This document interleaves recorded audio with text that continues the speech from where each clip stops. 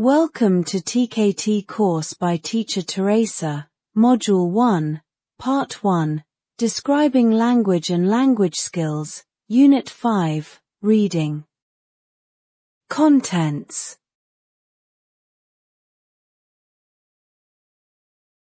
Introduction to reading. What is reading? Reading is a receptive skill, like listening. It involves making sense of written text. It's about understanding the words, sentences, and the overall message of a text. When we read, we connect the language in the text to our knowledge of the world. For example, if we read a sentence like, "Parents were surprised because the school library was filled with pillows and blankets." We not only understand the words and grammar, but also use our general knowledge to understand why the parents were surprised. We know that pillows and blankets are not typical items in a school library. So, reading is not just recognizing letters and words, it's about comprehending and relating the information to what we already know. Understanding discourse, coherence and cohesion. Why do students face difficulties with reading? A text is typically more than just a single word or sentence. Often, it consists of multiple sentences, like in an email or a story. We call the connected text discourse. Discourse is linked through grammar, vocabulary, and our knowledge of the world. Reading involves understanding these links. For instance, parents were surprised because the school library was filled with pillows and blankets. But when they found out that it was for kids' story time, they understood. The second part gives us the reason why the pillows and blankets were there. We understand this situation only with knowledge about typical arrangements for children's activities, such as story time. This logical connection between the ideas, coherence, helps us understand how they relate. Also, grammatical links within the sentences, cohesion, help us see how they are connected. For example, the pronoun they refers to parents, it refers to the library setting, and the sentences are linked using the conjunction when. Therefore, understanding a written text means knowing each sentence in the text and how they connect, using our language knowledge and our knowledge of the world. Reading subskills. Reading requires using different reading skills, such as reading for specific information, scanning. Reading for gist, skimming. Reading for detail, inferring. Deducing meaning from context. Predicting. Understanding text structure. These are known as reading skills or reading subskills. We use different reading subskills depending on our reading goal. We don't always have to read every detail. The way we read is influenced by the content and our purpose of reading. For example, we might quickly look through a music playlist to find our favorite song. However, when dealing with an important business agreement, we carefully read the contract in detail to understand all its terms and conditions. Therefore, Our reading purpose determines the specific reading subskill we apply. Reading for specific information, scanning. When we read to find a certain piece of information, we often use a subskill called scanning. With scanning, we quickly look through a text until we find what we're looking for, like searching for a name in a list or finding a word in a dictionary. Reading for gist, skimming. Another subskill is skimming or reading for gist. This is also called reading for global understanding. It means quickly looking through a text to understand its general idea. For instance, we skim when we briefly look over a textbook to catch its main concepts, or when we quickly go through a newspaper to get updates on local events. Reading for detail. Reading for detail is another subskill. It means understanding each word and how they connect between them and within sentences. For example, when we read a guidebook to learn how to operate a device, we use this subskill. In some books on English language teaching, this is called intensive reading, though not in the TKT. Inferring. Inferring is a skill readers use to understand what a writer thinks or feels about a subject. By looking at the words, register, tone, or style the writer uses, readers figure out the writer's viewpoint or emotions. Check the following example sentences to notice how writers have different views. The city park buzzes with laughter and games. Families gather, and the sun shines through the trees. It's a place of joy and connection.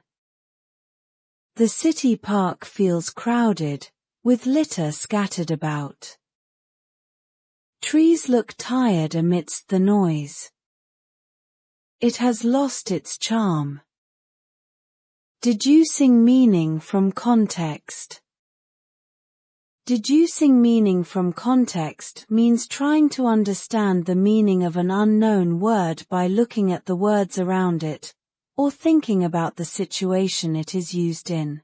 For instance, in the sentence, the artist used a palette to mix colors. We can figure out that palette refers to a flat board or tray where artists mix colors. Similarly, when reading, the athlete laced up his cleats before the game.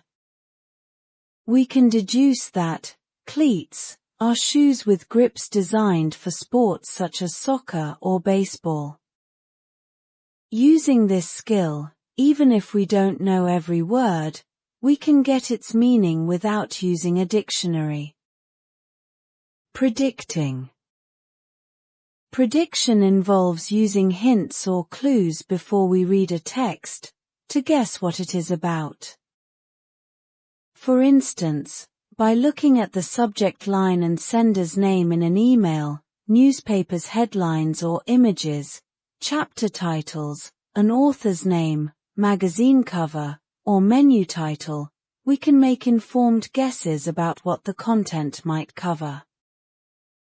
Prediction helps us decide whether we're interested in reading further or not. For instance, if an email subject suggests it's an advertisement or promotional message, we might not want to open it immediately. Moreover, predicting helps us understand the text when we read it, because it connects the text to our existing knowledge. As we move through the text, we keep guessing about what might come next, based on what we've already read.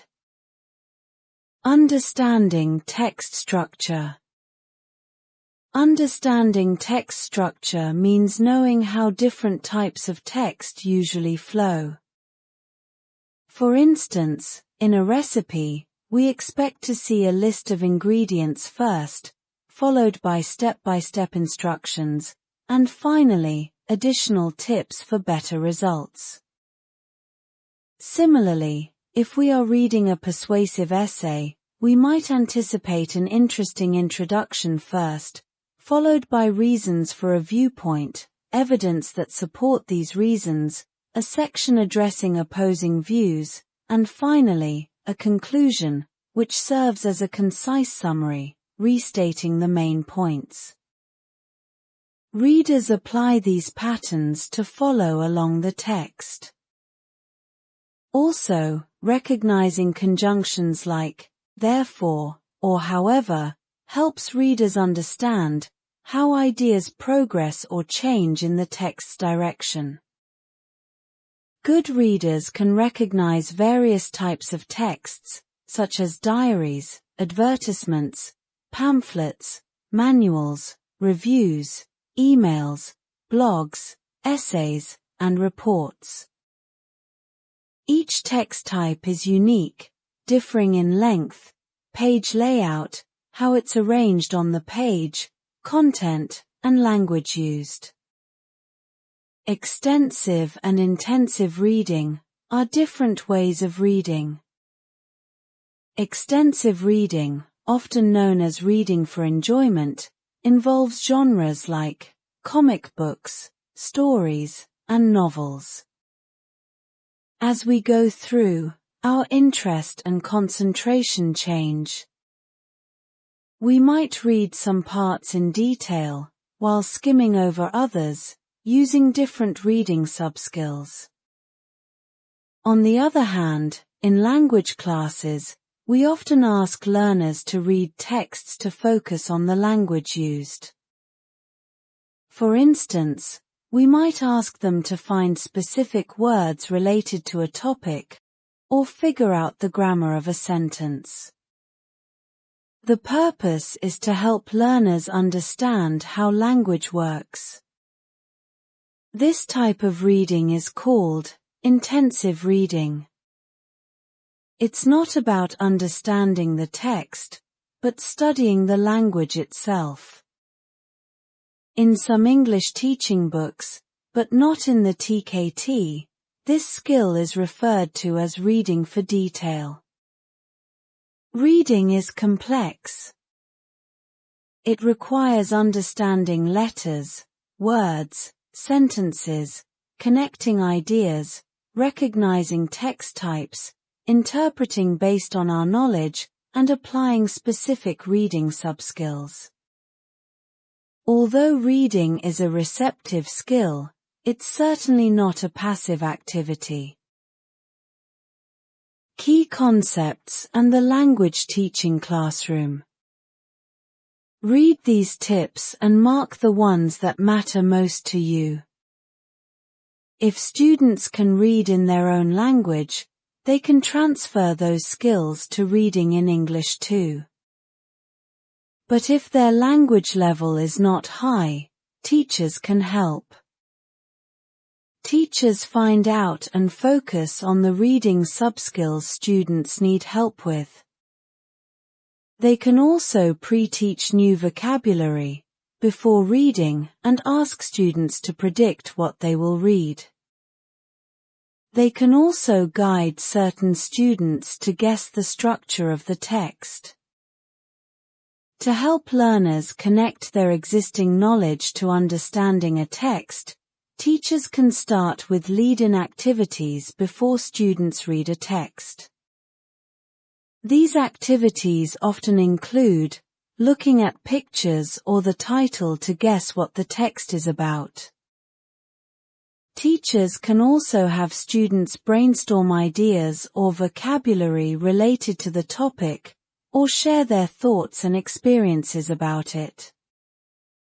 Providing students with many chances to read extensively, both inside and outside the classroom, enhances their reading fluency. Graded readers, designed with simpler language for learners, are excellent for this. They help build students' confidence, reinforce what they already know, and introduce them to new language. Graded readers come in various topics and levels, making them accessible for different learners. The reading skills to teach vary, based on students' age and native language. Some young learners of English may be starting with basics. They might not have learned to read in their native language yet. They need to understand how letters form words and connect written words to spoken ones, in both their language and English.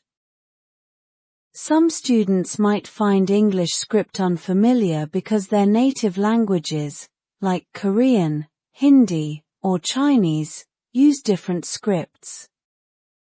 We should select suitable texts for students that are both engaging to keep them interested and at an appropriate difficulty level. A text might be challenging due to its complex language or unfamiliar topic to the learners. To familiarize learners with various text types, we can provide them with different reading materials such as essays, journals, diaries, advertisements, manuals, articles, stories, reviews, etc.